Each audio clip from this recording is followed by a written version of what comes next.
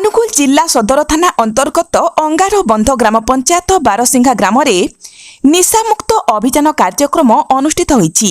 एथिरे ग्रामर शताधिक पुरुष एवं महिला जोग देइथिले। ग्रामवासींक ठारू मिलिथिबा सूचना अनुसार आज ग्रामरे थिबा महावीर क्लब तरफरु ग्रामरे निशा निवारण पई एक सचेतनता कार्यक्रम अनुष्ठित होइथिला। एई कार्यक्रम रे ग्रामर स्वयं सहायक गोष्ठीर महिला और पुरुष माने जोग देइथिले। ग्रामरे मद्यपान बिक्री करुथुबा लोकंकु मद बिक्री करिबा पई बारण करा जायछि। उक्त व्यक्ति माने मध्य मद बिक्री करिवे नाही बोली लिखित प्रतिश्रुति दैछन्ति। जदि सेमाने मद बिक्री करन्ति ताहेले तांको उपरे दृढ़ कार्यानुष्ठान ग्रहण कराजिबो बोली लोकंक ठारू सूचना मिलिछि। प्रथमे बारसिंघा ग्राम निशामुक्त हेला परे आगको पंचायत रे मध्य निशामुक्त अभियान कार्यक्रम करिवे बोली ग्रामवासी कहिसन्ति। श्रीरंजन कुमार साहू बारसिंघा ग्राम कमिटर संपादक।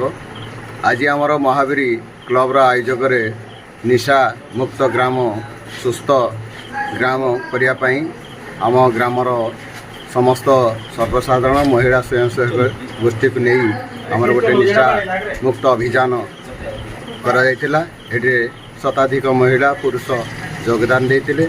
आगामी दिन में केमती आम ग्राम को निशामुक्त करा एवं ग्राम जो व्यक्ति मद बिक्री को निवारण करी ग्राम को निशामुक्त ग्राम में परिणत करा अभियान आमर जारी रही। नमस्कार, मो ना पिंटू दास बारसिंघा। आम बारसिंघा आज महावीर क्लब तरफ आयोजन एक गोटे निशामुक्त अभियान आरंभ होता।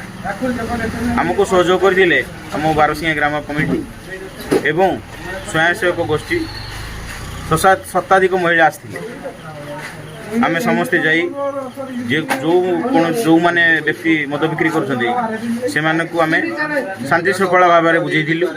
बुझेबा सत्वे से कही जे आउ नेक्स्ट टाइम आमे मद बेपार करूँ ना, किंतु मानी लिखित आकार दे आमे आउ कौन मद बेपार करूँ ना।